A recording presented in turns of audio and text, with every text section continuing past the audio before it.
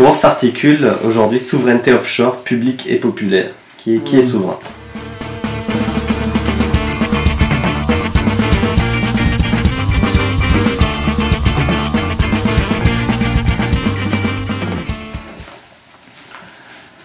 Bon, je coupe court sur une réflexion théorique qui mériterait d'être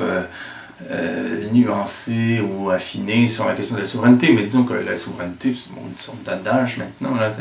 c'est le pouvoir qu'a un acteur dépositaire de la décision publique de trancher dans un certain nombre d'enjeux, de façon à ce qu'il s'ensuit un effet dans l'histoire. Être souverain, c'est prendre des décisions pour une collectivité d'une manière qui se vérifie. Peut-être anecdotique, je veux dire, les instances politiques souveraines nous montrent qu'elles ont une autorité lorsqu'elles décident, par exemple, qu'il sera désormais interdit de fumer dans les lieux publics. Effectivement, une décision qui est prise et on cesse de fumer dans les lieux publics. Et très souvent, ce sont des modalités même anthropologiques de persuasion, bon, ainsi de suite. Bon, être souverain, c'est cela. Puis quand on lit des textes sur la question, on se rend compte que même si du point de vue des théories constitutionnelles, l'acteur souverain est en quelque sorte défini par des règles de droit relevant des logiques même de l'État, la souveraineté n'est pas le propre unique des instances étatiques. C'est-à-dire qu'au-delà de la théorie des pouvoirs, des contre-pouvoirs et de l'organisation de la décision dans une structure formelle et officielle, il y a, on pourrait dire, des formes sauvages de souveraineté. C'est-à-dire des puissances qui peuvent s'imposer dans l'histoire et prendre des décisions de façon effective, de telle sorte qu'il faille ensuite composer avec elles, parce qu'elles ont cette souveraineté-là, cette puissance-là. Et il est entendu aujourd'hui que, pour aller vite, le grand capital, c'est les multinationales, les institutions financières, des grands détenteurs de fortune, et on pourrait dire aussi les responsables de filières criminelles d'envergure, ont le pouvoir de prendre des décisions qui s'en suivent des faits dans l'histoire, indépendamment des structures étatiques, notamment grâce aux paradis fiscaux et aux législations de complaisance qui, en quelque sorte,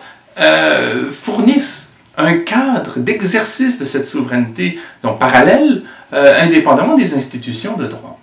Donc on peut très bien gérer une multinationale dans le domaine du pétrole ou des richesses minières, tout en pratiquant la corruption politique, le trafic d'armes, la mobilisation de mercenaires pour faire main basse sur des gisements qui seront ensuite exploités dans des zones franches où il n'y a aucune loi qui s'applique sur le travail, sur la syndicalisation, et ainsi de suite, faire travailler des enfants. Bon, pour qu'ensuite en découlent des biens qu'on puisse écouler sur des grands marchés grâce à un transport maritime qui lui aussi n'est pas du tout réglementé parce que les bateaux battent pavillon de complaisance et sont immatriculés au Liberia, au Panama, en République maltaise, et ainsi de suite. Et donc, on voit en fait tout un champ de la vie publique, tout un champ de la vie économique, tout un champ de la vie industrielle, et même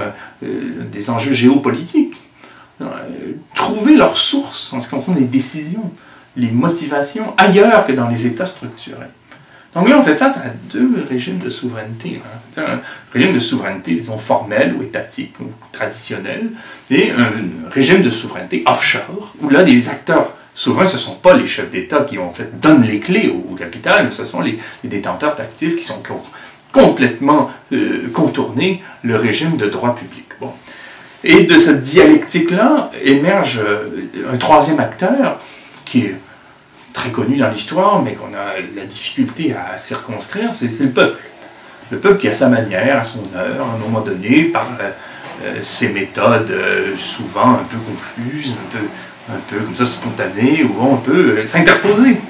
et rendre impossible une mesure, ou rendre impossible une volonté, ou rendre possible quelque chose qu'on voyait comme impossible, mais c'est peser dans l'histoire, comme peuple, mais comme figure un peu anarchique, si on veut, quoi, qui à un moment donné fait valoir sa volonté par une force d'interposition, ou par une force de soustraction, c'est-à-dire par exemple une grève générale, bon, ainsi de suite. Donc il y a comme une souveraineté là qui est en cause, et bon, ce qui m'intéresse, c'est un peu plus philosophique, et l'on peut relire Georges Bataille sur ces questions-là, mais c'est une sorte de quatrième souveraineté qui serait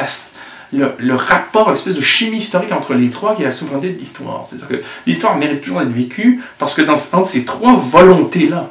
c'est-à-dire au fond la volonté étatique est une sorte de volonté formelle, instituée, et souvent parfois un petit peu aveugle, qui fonctionne beaucoup par atavisme, d'une part, d'autre part une volonté prédatrice qui est celle de puissance égoïste et cynique, c'est le plus souvent, et d'autre part un peuple là-dedans qui cafouille pour essayer de trouver sa voie sur un bonhomme allant par rapport à des intérêts qui sont disons, un peu les siens, sur un mode